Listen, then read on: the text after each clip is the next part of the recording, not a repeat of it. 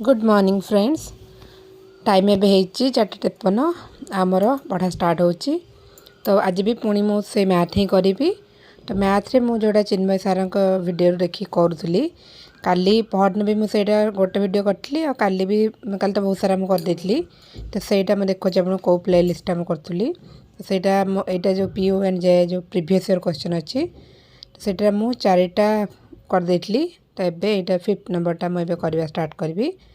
तो ये क्वेश्चन जेहेतु प्रीवियस ईयर क्वेश्चन सब जाक माने टॉपिक रू मिसिक रोचे तो मत प्रैक्टिस टेस्ट बढ़ाई जाए तो मुझे एगुड़ा जाक कंप्लीट करी सब जाक। एबे पुणी रोसे स्टार्ट हो गलानी। सेटा एक्चुअली 1.5 घंटार थिला आ मु 1 आवर ही करछि आ मते टाइम ही न था तो सेटा आ जति बाकी रहला मु परे करी।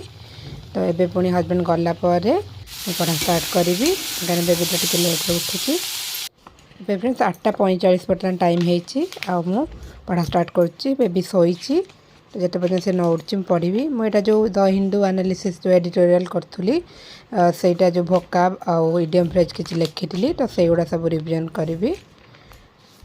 आ तो एबे तो से क्लासटा मुझे करूनी जी लिखी से रिविजन करी। एबे पुणी बेबी आज तार एत दिन पर पुणी मन पड़ा तार टाइप कथा तो केते दिन है कि बाहर को आसना बट आज पुणी नहीं आसी। बहुत खरा बर्तन 12टा टाइम बहुत खरा कि से बाहर आसी बुलूची।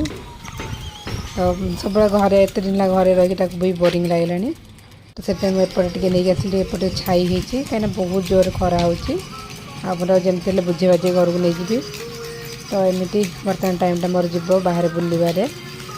आसला बेबी खाई सारे लंच कर सारे से टीवी आगे बसिक तार कौन खेलुची किसी खेलना अरेंज करके आसी। तो मुझे हिस्ट्री रिविजन करची।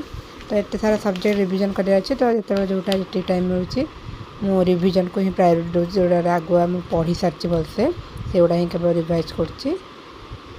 एबे फ्रेंड्स डायरेक्ट संध्या टाइम माने संध्या में दे सारे तो एबे मु पढ़ुची पुणी से हिस्ट्री रिविजन करची।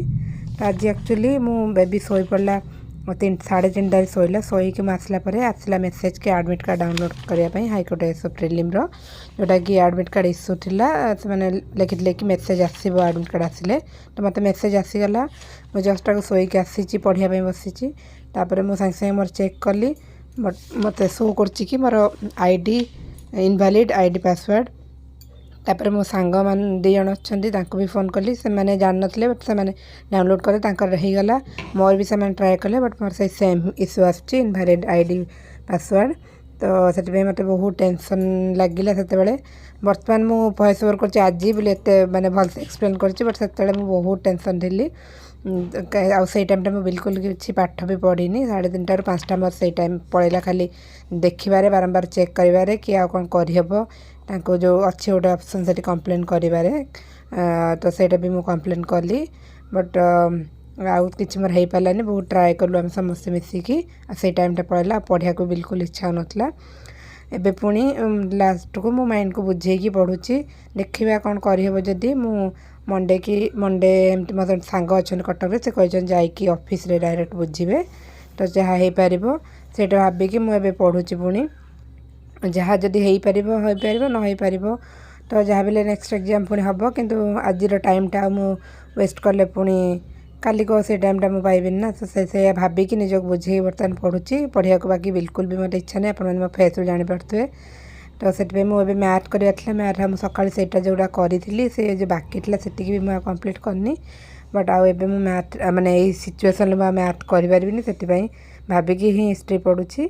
तो होपफुली किसी माने सॉल्यूशन बाहर मुझे आशार भी अच्छी एबे मु होप छाड़नी कि पूरा कंप्लीट किसी हो पारनी फिर भी नहला जाए भी किसी कहीहबनी। तो से जाइए डायरेक्ट ऑफिस रू बुझे कौन प्रोब्लेम होती कहीं मत तो मेसेज आसी मो पाखे मोर एप्लिकेशन नंबर भी अच्छी भावुँ कौन भूल होता मे भी मुझे DO भी किसी अप्लाई कला भूल कली कि कौन सेमती तो होगा कथा नहीं एत फर्म अप्लाई कर भूल होनी।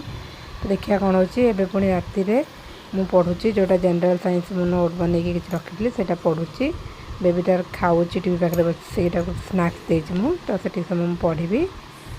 तो फ्रेंड्स पुणी नेक्स्ट ब्लॉग देखा। Thank you.